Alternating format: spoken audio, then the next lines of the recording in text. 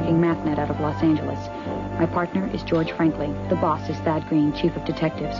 My name is Monday. I'm a mathematician. We had been working on the problem of the missing baseball and had gone down one blind alley after another. Still no solutions. Just have to keep at it. We decided to look at the last scene from yesterday's show to see if there was anything we had missed.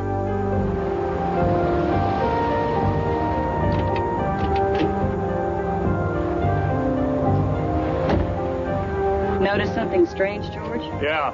All the numbers on this side of the street are even, and 727's an odd number. No problem. Just means the place we're looking for is on the other side of the street. Have you looked on the other side of the street, George? There are no odd-numbered houses on Bluff Drive.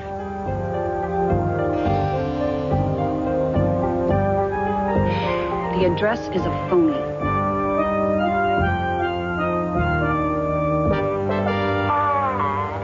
We're still working on it, Howie. Can I do anything to help? Not yet, son, but if we think of something, we'll call you. My dad will be home tomorrow. We know, Howie. We're doing everything we can. I hope it's enough. Son?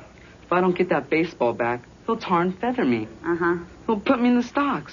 We're trying. Probably run me out of town on a rail. Goodbye, Howie.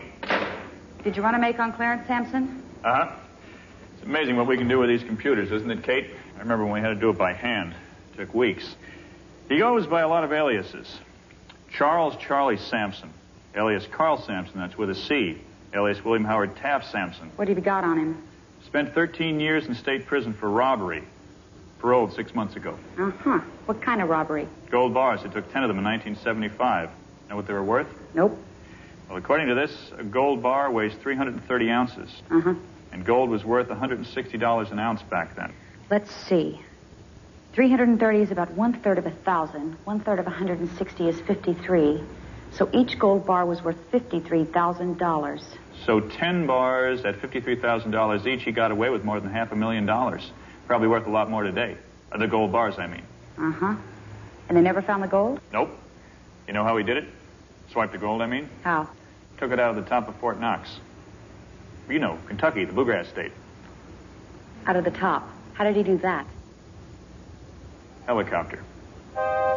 We needed more information. I asked Jenny to check the specs on the XY313. George was checking some house-moving companies to get an approximate weight on Mrs. McGregor's house. Thank you very much, sir. I've got some info on the XY313. It's got a range of 600 miles. It's a lot of range. How's that? Look. The missing baseball was here in Burbank. You mean the house? Yes, but as George says, You got the house? you got the ball. Uh-huh. Go on. Look, on this map, 1 inch equals 20 miles. So for 600 miles, we would measure 30 inches, which would take us all the way up to Oregon. So the house could be almost anywhere. But the helicopter's range is 600 miles. It would have to fly back to base after dropping off the house, so it couldn't have flown more than 300 miles each way. But that would still take us all the way up to here. That's still too much ground to cover. Jenny, Kate, I got an approximate weight on the house. The moving company said it weighs about 7 tons. 14,000 pounds. The XY313 can handle that. It could carry up to 16,000 pounds, but the 600-mile circle is still too big. Wait, we're forgetting something. I know, Martha told me. Green peppers for the meatloaf. You sure you can't come, Jenny? Positive. Kate? Uh-uh. You guys ever had Martha's meatloaf? Yep.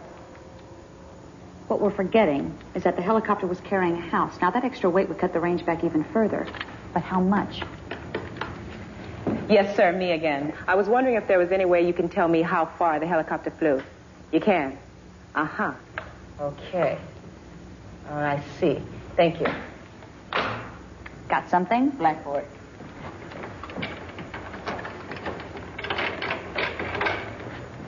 He said he refueled the tank this morning. It used 2,400 pounds of fuel. At top speed, it burns about 4,800 pounds per hour.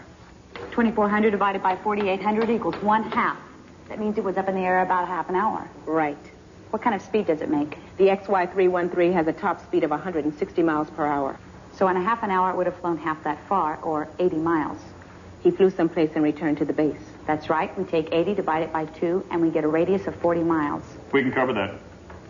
40 miles, I mean. Let's take a look at that other map. On this map, 1 inch equals 5 miles. So 8 inches equals 40 miles. This is the helicopter base, so the house could have been dropped anywhere within this circle. But look, 20% of that circle is Pacific Ocean. We can eliminate that area. Uh-huh. They wouldn't have put it there. Right. It would sink.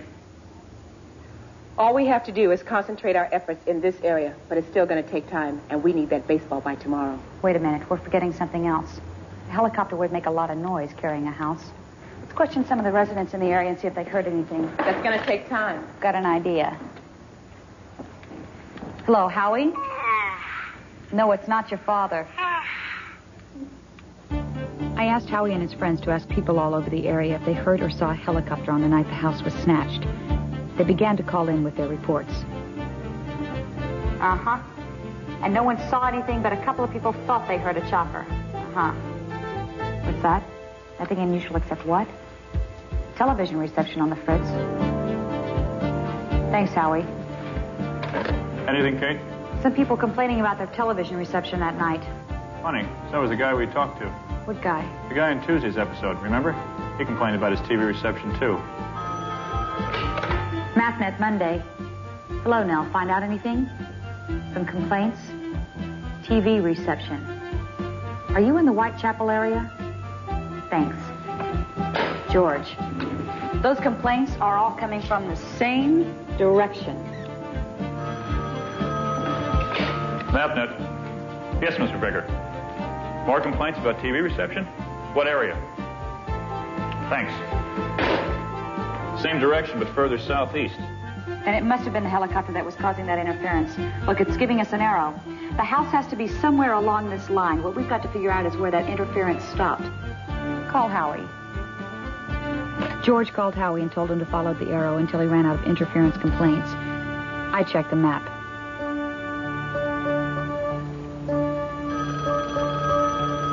I'll get it. It's probably Martha. Sure you can't come, Kate? She'll be awful disappointed. Mathnet. Oh, hi, Howie. I thought you were my wife. Really? The complaints stop at Scenario Circle? Nothing beyond that point? Terrific, Howie. The house has got to be here. We've got our man, George. Let's roll.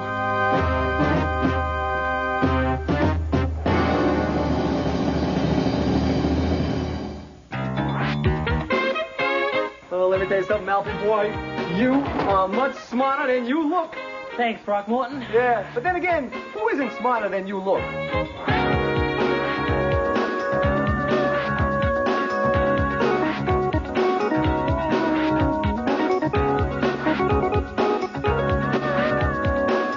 Yes, sir. I wonder if you've ever seen this.